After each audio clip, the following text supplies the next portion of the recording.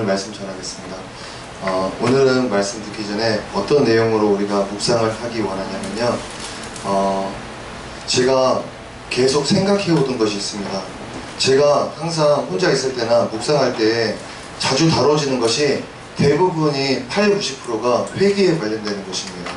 회개에 관련되고 씻는 것에 관련해서 제가 거기에만 계속 생각을 하게 되는데, 그것은 우리 큰나무교회를 향하신 하나님의 마음이고 계획이라고 저는 생각을 합니다. 저는 계속 묵상이 들어와도 씻는 것이고, 씻는 것, 더러움에 대해서 회개하는 것, 여기서만 계속 생각이 치중되고 있습니다. 아기는 뒤로 보내주시고 말씀에 집중할 수 있도록 아기는 뒤로 빼주세요.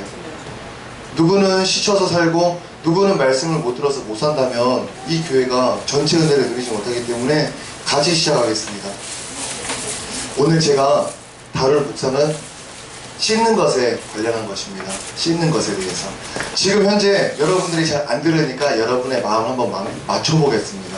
여러분들이 지금 삶을 사는데 자기 때문에 스트레스 받고, 자기 속에서 나오는 감정, 남을 참아주지 못하고, 남을 미워하고, 누가 나를 또 미워하는 것 같고, 나는 또 못난 것 같고, 이런 데 사로잡혀 있는 사람들이 굉장히 많이 있습니다. 특정을 말하는 게 아니라 굉장히 많이 있습니다. 그런 마음에 불편한 이런 감정이 있으신 분들은 오늘 말씀을 잘 들으셔야 합니다. 왜냐하면 그런 문제와 연결되어 있는 그 고리를 지금 전하기 때문에, 그런 상태에 빠져있다, 내가 그렇다, 그러면 이 말씀을 잘 들으셔야 합니다. 지금 씻는 것에 관련해서 계속 전한다 했습니다. 제가 언제 보니까 어느 순간부터 씻는 것에 대해서 더 민감해졌습니다. 영적으로 말고요, 그냥 육신적으로. 운전만 하고 나면은 손을 씻고 싶어서 견딜 수가 없습니다. 운전대 핸들을 보니까 그렇게 더러운 것도 없습니다. 그런데 운전만 하고 나면은 손에 땀이 묻었는지 뭔지 모르겠지만 너무나도 불편합니다. 이 느껴지는 감각이. 그래서 집에 오자마자 제일 먼저 하는 것은 씻는 것입니다. 찝찝해서 씻습니다. 그래서 어느 때는 핸들을 물티슈로 닦아도 봅니다. 여기가 들어오니까 손이 들어오지게 짚어서 여기도 닦아보고 손도 씻어보고 하는데, 언제나 운전하고 나면은 손이 항상 더럽습니다. 찝찝합니다. 우리는 이 씻어서 개운한 것을 우리 영적인 원리에 그대로 갖다 붙여야 합니다. 우리 삶이 예수를 몰라서, 회개를 몰라서 삶이 항상, 감정이 항상 찝찝함, 불편함, 아픔, 상처, 이런 쪽으로만 향하고 있다면 우리는 저 개운함으로 들어갈 수 있어야 합니다. 그 방법은 씻는 것 외에는 없습니다. 오늘도 제가 교회에 와서 정말 오랜만에 성전 계단을 닦았었는데, 왜 닦았는지 지금 잠깐 기억이 안 나는데, 무슨 문제 때문에 더러워서 제가 닦기를 시작했습니다. 맨 윗층부터 닦기를 시작하는데 쓰레기도 많이 있고 해서 먼저 대충 쓸어야겠다 싶어서 대충 쓸고 그 다음에 위에서부터 딱 닦아 내려갔습니다.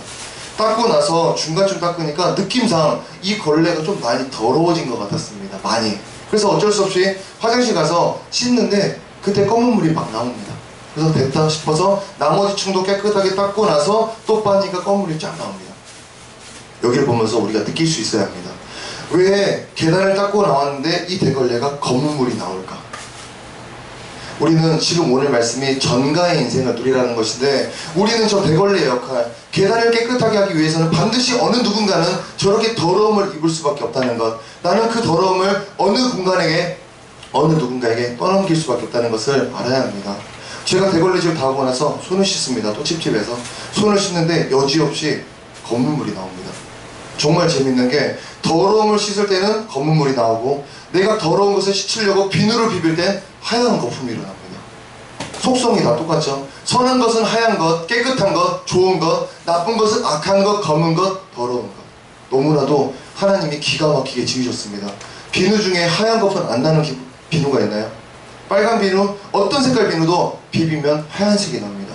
씻게 하는 것, 깨끗게 하는 것은 하얗고, 더러운 것, 대걸레 물을 빨아도 검은기 떨어지고, 손을 비비는데도 세면대 위에 검은 물이 떨어졌습니다. 본질이 똑같죠. 하나님이 지으셨기 때문에. 오늘 우리는 이런 씻는 것에 대해서 말씀을 드리려 합니다. 신앙 여러 가지 배울 것들 중에 한 파트가 아니라, 진짜 예수 믿고 싶으면 이 문을 열고 들어오셔야 이제 뭔가가 시작된다는 것입니다. 회개에 대해서, 오늘 말씀에 대해서 모르시거나 관심 없으시거나 시도 안 하시면 예수를 100번 믿으려 해도 시작이 안 됩니다. 오늘 말씀으로 은혜 받는 저와 여러분 되시기 바랍니다. 오늘은 회개에 대해서 말씀을 전하겠습니다. 말씀의 제목은 전가의 인생을 누리라입니다. 예수 믿는 사람들은 이 예수 안에서 누려야 할 것들이 정말 많이 있습니다. 교회 힘겹게 나오셨잖아요, 주일날. 그렇게 예수 믿는 신앙생활 했으면 누리는 것들이 정말로 많이 있어야 합니다. 그런데 그 중에 한 가지가 무엇이냐? 아주 큰 것, 회개의 은혜를 우리는 반드시 누려야 합니다. 내가 죄를 지었어도 회개 그것 때문에 죽음이 나를 피해가버리는 이 전가의 누림이 있어야 합니다. 전가라는 것은 남에게 떠넘기는 겁니다. 그냥 넘겨버리는 것, 다른 이에게 옮겨버리는 것을 뜻하는데, 죄의 이 책임을 떠넘길 수 있다는 점에서 우리는 말할 수 없는 은혜를 받았습니다. 죄인이 살면서 하게 되는 게 뭘까요? 당연히 죄 짓는 겁니다. 하는 행동마다 죄가 묻어날 수밖에 없습니다. 세상 어느 누구도 이런 죄에서 자유할 수가 없는데, 이 죄를 넘길 존재가 있다는 게 내 인생의 가장 큰 축복입니다. 마음을 다해서 회개만 하면, 예수님의 피로 덮기만 하면 내 죄가 사해지는데, 이런 회개함이 없었기 때문에 내가 누림을 동참하지 못했던 것입니다. 회개라는 것은 방법이 너무나도 쉽죠. 너무 간단합니다. 그런데 마음이 와닿아서 하기까지는 많은 과정이 필요합니다. 그래서 아무나 쉽게 접근을 못했던 것입니다. 자신의 무엇을 봐야 할까요? 회개하기 위해서는 자신의 처절한 바닥을 보고 오셔야 합니다. 자기가 스스로 봤을 때, 아, 나 진짜 비참하다, 나 같은 애가 있네, 나 왜 이러지? 이거 없는 분들은 회개 못하십니다. 자신의 바닥을 못 보신 분들 절대 회개를 못합니다. 성경에 기록되어 있죠. 탕자가 어디 가서 회개를 합니까? 가장 바닥. 돼지가 먹는 열매를 자기가 먹으려 하는데 그것조차 주는 자가 없음, 돼지보다 밑으로 내려가서 회개가 시작됐습니다. 여기 앉아 계신 분들 중에 예수 믿기 원하시면 회개가 시작돼야 합니다. 근데 그 회개는 어떻게 시작되느냐? 자신의 바닥을 보고 오셔야 한다는 겁니다. 이 말씀은 어디 변두리에 가셔서 막 살다가 바닥을 보시라는 게 아닙니다. 자신의 모습을, 현재 모습을 제대로 보라는 것입니다. 일평생 나는 스스로 나를 본 적이 없습니다. 그냥 나를 보호해왔지 내 자신에 있는 악함, 추악을 한 번도 직면해 본 적이 없습니다. 그러면서 남을 보면서 치를 떨죠. 저 애의 비열한 행동들, 저런 악한 모습 보면서 치는 떨면서 자기가 행했던 그 많은 모습들에 한 번도 치를 떨어본 적이 없다는 것입니다. 바닥을 봐야만 내가 회개가 시작되는데 바닥을 보지 못한다. 이게 우리의 현재 문제가 될 수 있습니다. 목사님 항상 그러시죠? 성경을 보라고. 그 괜한 말이 아닙니다. 성경 봐서 우리가 뭐 다른 거 하라는 게 아닙니다. 우리가 자신의 바닥을 보기 위해서는 바닥을 알아야만 합니다. 왜냐? 나는 그럴싸하고 나는 그냥 어느 기준 정도 되기 때문에 나는 바닥이라 생각을 안 합니다. 근데 이 성경 말씀을 보니까 굉장히 많은 것들을 내가 어기고 있었음을 발견하게 됩니다.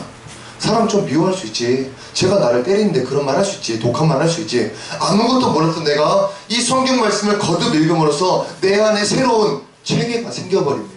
새로운 법이 들어오기 때문에 이것을 못 지켰을 때 마음에 탄식이 올라오고, 이것을 범해버렸을 때 내 마음에 낙심 같은 게 오는 것입니다. 그리고 다시 잘 지키자, 이런 게 생겨버리는데, 이게 아무리 해도 안 되는 나, 아무리 선하게 살려고 발버둥 치려 해도 안 되는 나를 어느 순간 보게 됩니다.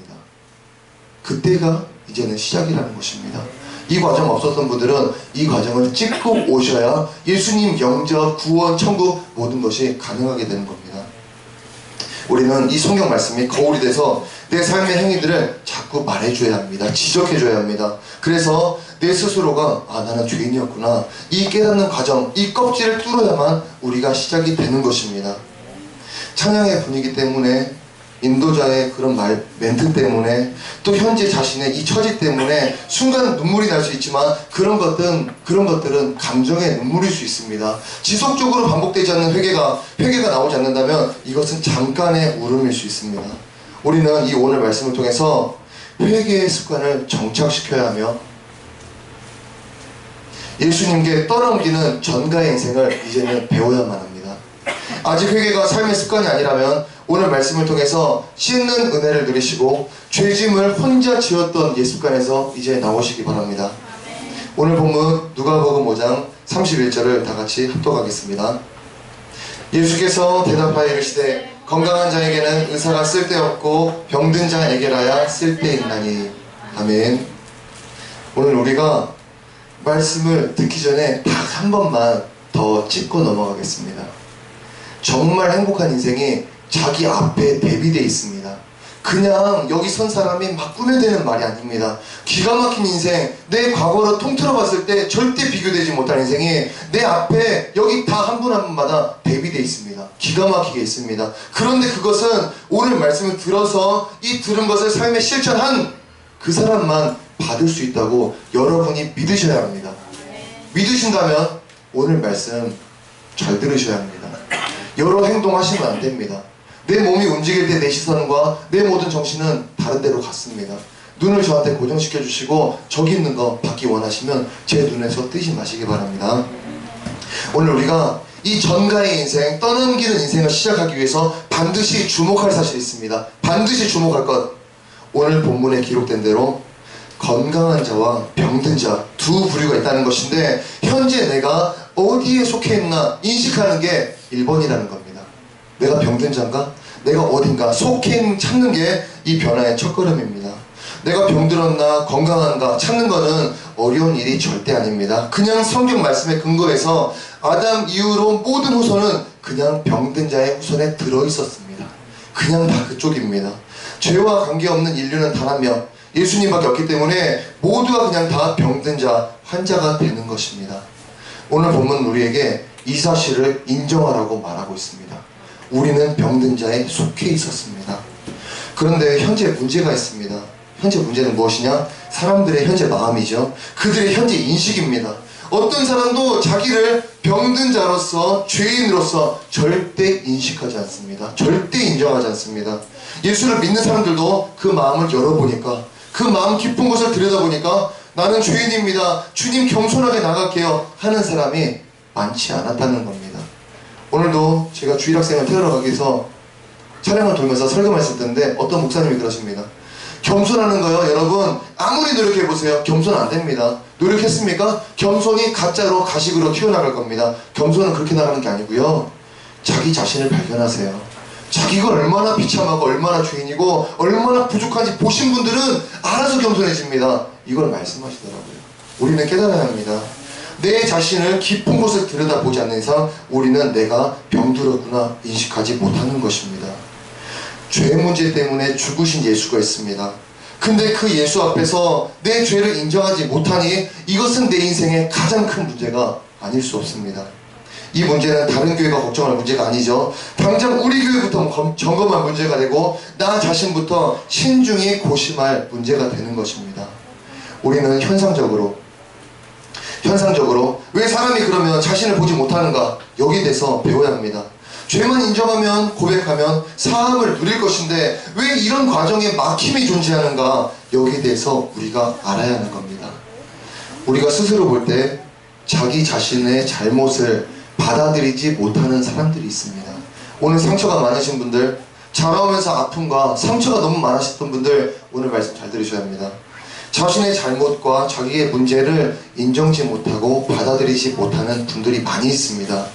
혼내면 항상 그 자리를 피하려고만 하고, 잔소리를 듣기 너무 힘겨워하고 훈계하는 자에게서 떠나려고만 하는 사람들이 있습니다. 이런 사람들의 특징이 있죠. 이런 사람들은 자란 환경이 너무나도 안 좋습니다. 항상 부모님께 혼나왔거나, 부모님이 너무 무서운 분이거나, 부모님이 너무 세게 혼낸다거나, 또는 스스로가 자존감이 너무 낮아서 자기 잘못을 인정하기 힘겨워하는 사람들입니다. 이 사람의 자아가 형성되는 과정 중에 문제가 너무 많이 있었습니다. 어떤 꾸지람이 있었고, 너 왜 이렇게 못났냐, 너 왜 이거 안 되냐, 너 이거 못했어, 지적의 말들, 그런 받아들일 수 없는 많은 상처들을 받았기 때문에 이런 자아로서 자란 것입니다. 이런 모습이 어디서 이제 드러납니까?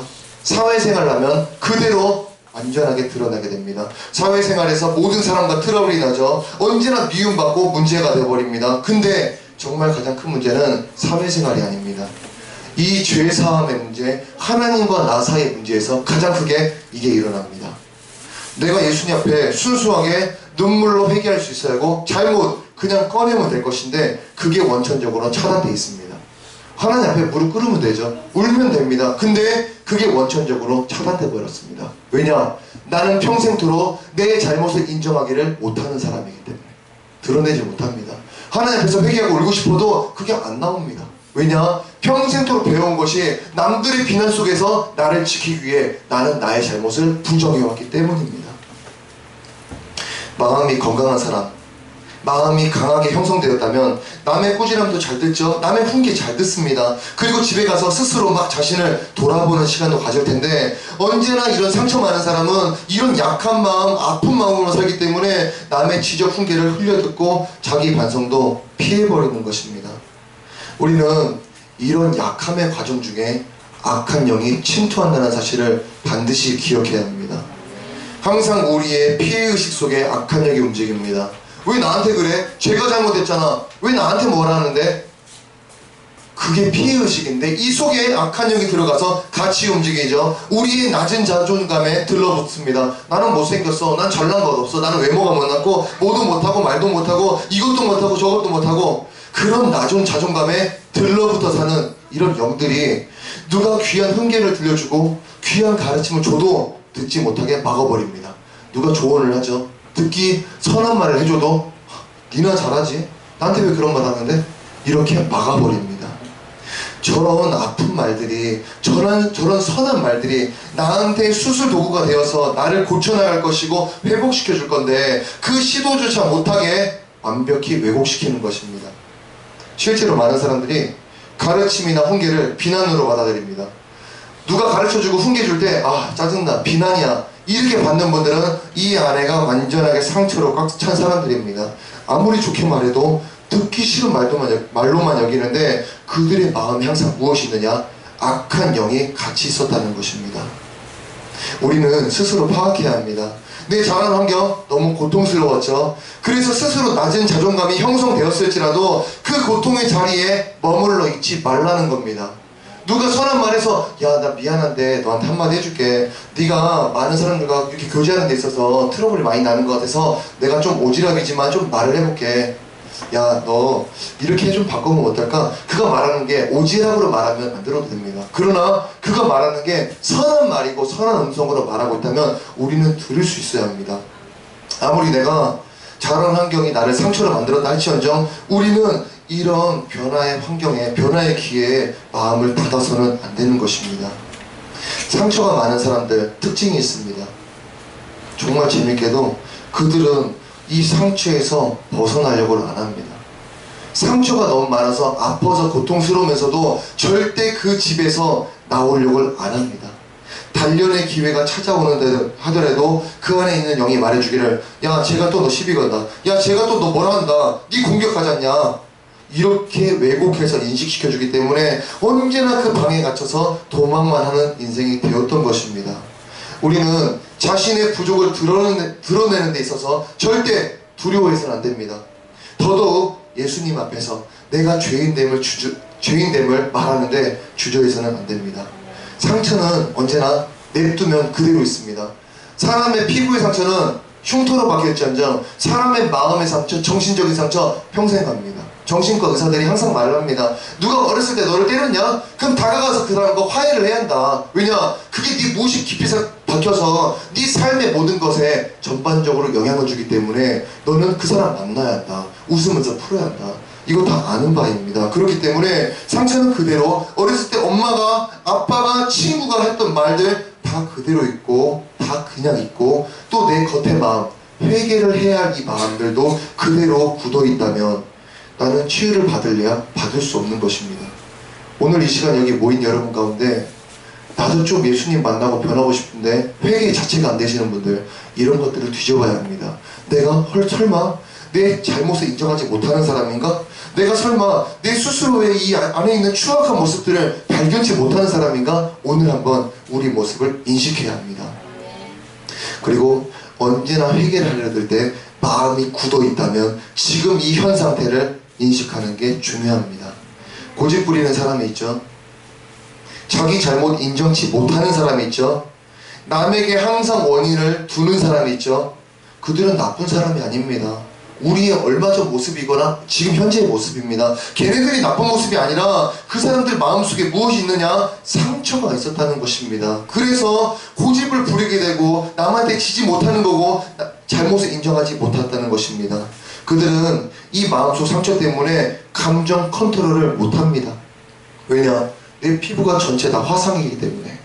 이런 습관이 어디서도 나타나느냐? 예수님 앞에서도 회개할 때 그대로 드러날 것이고, 눈물이 필요한 그 순간 눈물이 나오지 못하게 막을 것이고, 내가 변하지 못하게 막는 벽이 되는 것입니다.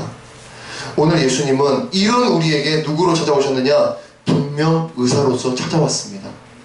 더욱이 나 같은 이 병든 자에게 쓸모 있으신 치료자 예수님인데, 나는 현재 그분 앞에 이 상처들을 감추고 있는지, 아직도 고집과 자기 보호라는 명목으로 치유받을 것을 숨기고 있는지 오늘 자신을 분별해야 합니다.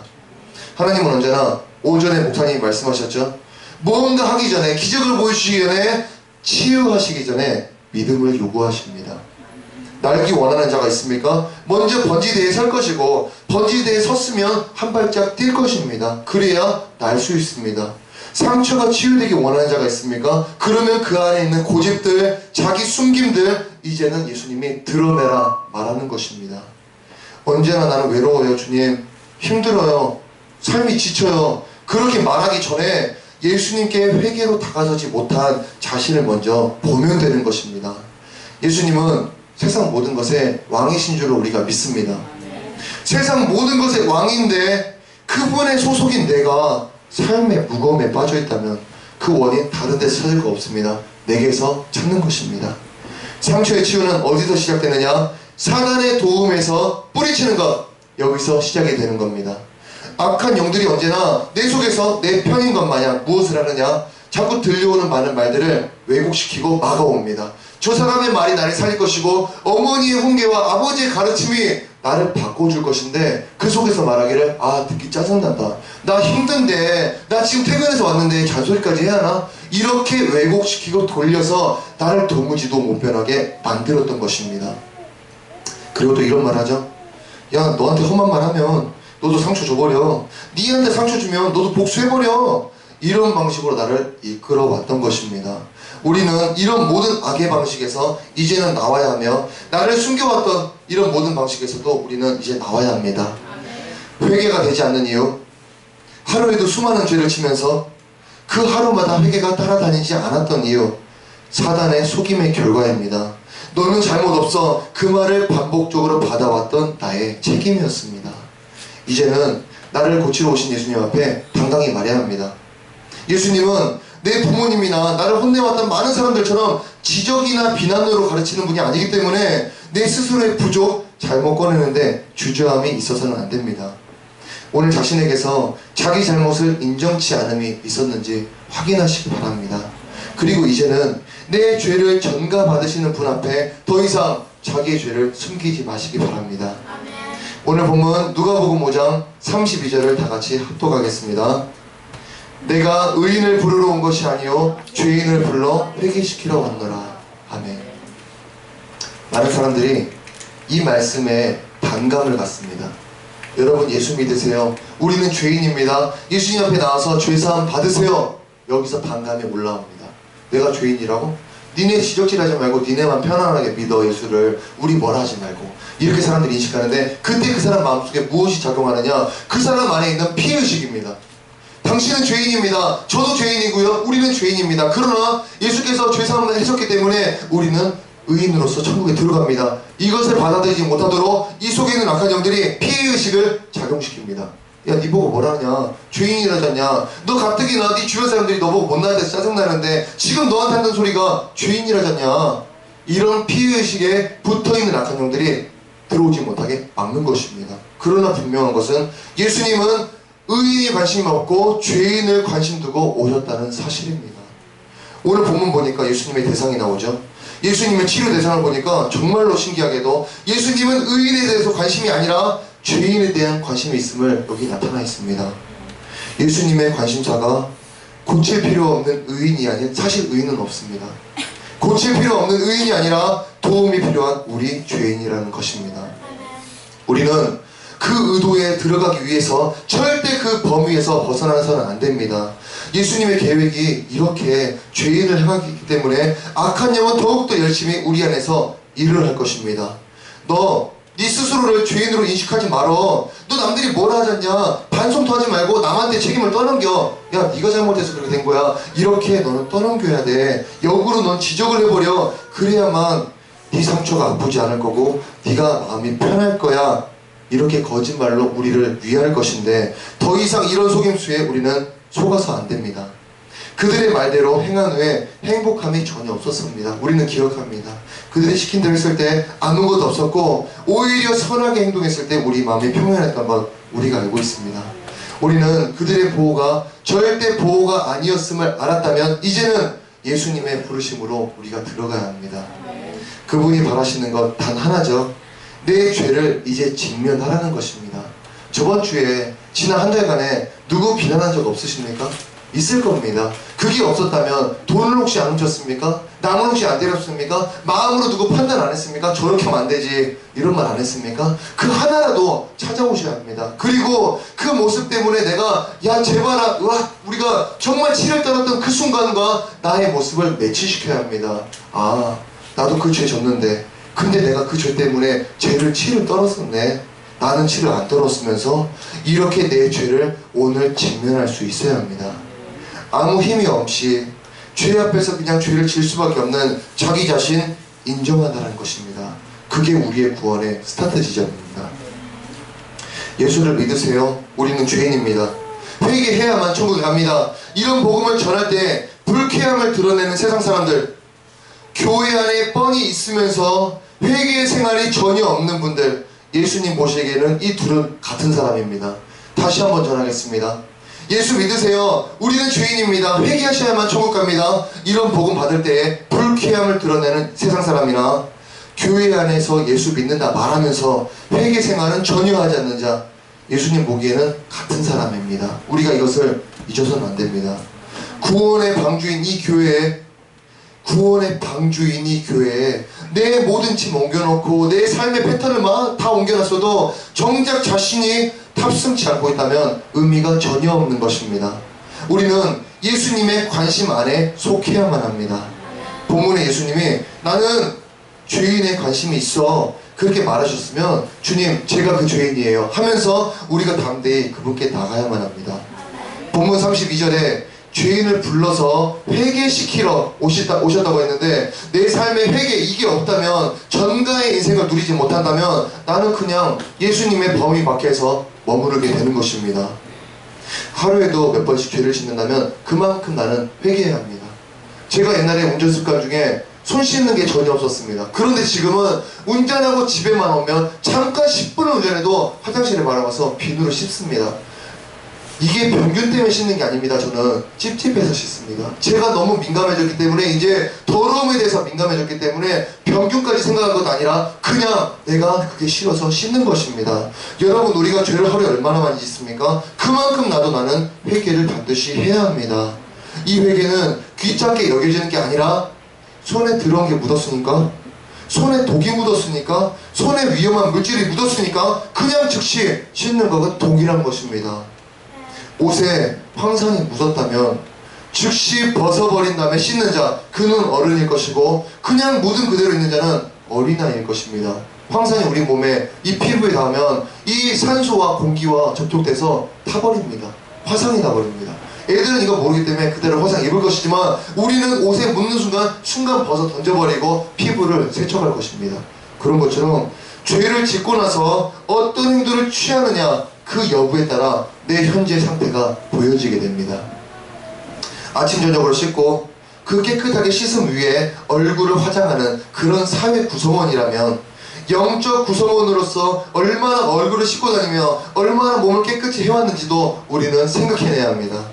씻지 않아 더러운 자는 결과적으로 냄새가 날 것이고, 그 냄새는 우리 삶의 악한 결과물들입니다. 어제 내가 친구 앞에서 소리 지르고 분노하고 화냈던 것들, 그리고 집에 가는 길에서 울면서 나 자신을 막 원망했던 그런 순간들, 이게 다 우리에게 영적 냄새가 되는 것입니다.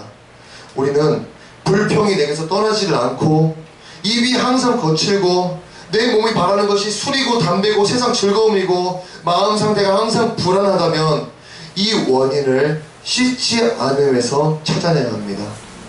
오늘 말씀을 들은 후부터 나의 치료자이신 예수님께 이제 모든 죄를 전가시키시고 이런 떠넘기는 인생을 평생 우리가 누려야 합니다.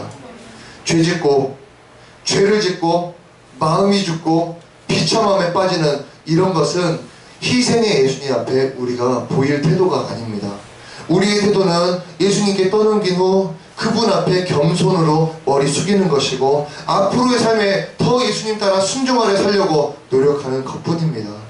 그럼에도 또 죄를 짓는다면 또 마음 다해 나와서 울면서 나를 도와주세요, 이 죄 가운데서 나를 건지세요 요청하면 그만입니다. 삶 가운데 생각보다 많은 죄를 짓고 있는데도 성경이 뭐가 죄라 말하는지 몰라서 방치되고 있다면 이 결과물들이 우리 삶의 열매로 나타납니다. 예수 믿는 자가 죄의 결과물들을 먹지 않도록 우리는 이 죄에 대한 분별이 있어야 하고 우리 생활에 항상 경각심을 갖고 살아야 합니다. 자신 스스로 도덕적인 사람, 이분들도 역시 오늘 자신을 들여다봐야 합니다. 두 가지 부류입니다.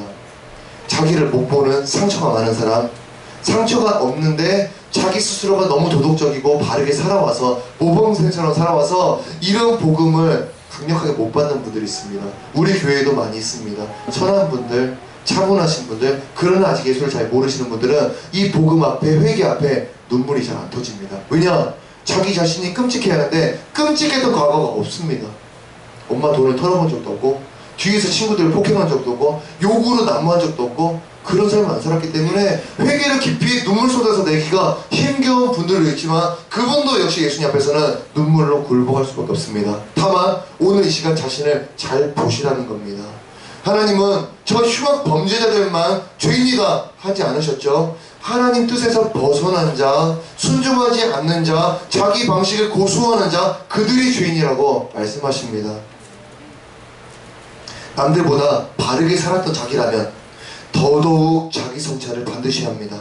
왜냐? 이런 기준은 경찰서에 있는 그런 많은 법들이 아니고 법원에 있는 법이 아닙니다. 오로지 이 기준은 성경 말씀이 될 것이고 내가 그 성경에 얼마나 위배되었는지, 얼마나 위배됐는지 그것을 내가 깨우쳐야 하는 것입니다.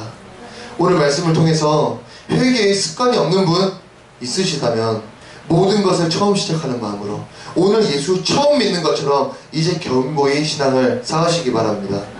우리의 중심은 예수님이십니다. 그리고 그분은 그냥 구주가 아니라 죄인의 구주가 되셨습니다.